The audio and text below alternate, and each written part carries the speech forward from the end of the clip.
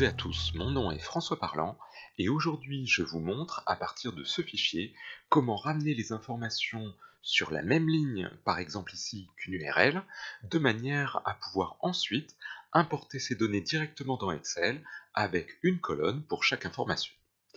Je me mets pour cela au début de mon texte, je vais dans Accueil et dans Accueil je vais tout au bout, il y a un outil qui s'appelle Remplacer. Le raccourci, si jamais vous en avez besoin souvent, c'est CTRL-H. Ici, je vais essayer de dire à Word de transformer tous les sauts de paragraphes en des tabulations, car je sais que dans Excel, les tabulations correspondent à des changements de cellules. Comment lui dire, dans tous nos documents, comment trouver des sauts de paragraphes? Pour cela, je vais cliquer sur le petit plus ici, et je vais aller dans Spécial pour savoir comment Word nomme les sauts de paragraphe. Vous allez voir, un saut de paragraphe, c'est tout simplement exprimé par accent circonflexe et la lettre P.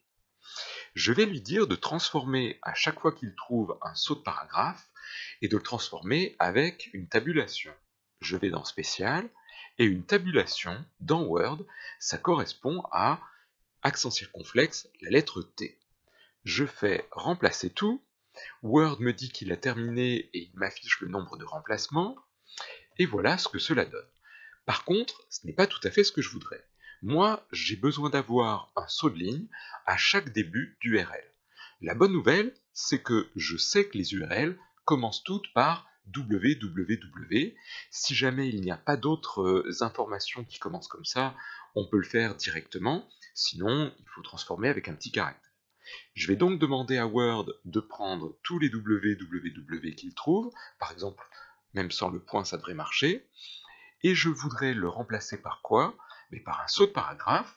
Au lieu de faire accent circonflexe T, je fais accent circonflexe P, et attention, il faut remettre les www, sinon ils disparaîtront. Je fais remplacer tout, et à partir de ce moment-là, je vois que j'ai réussi à transformer les informations, une ligne par URL, et toutes les infos.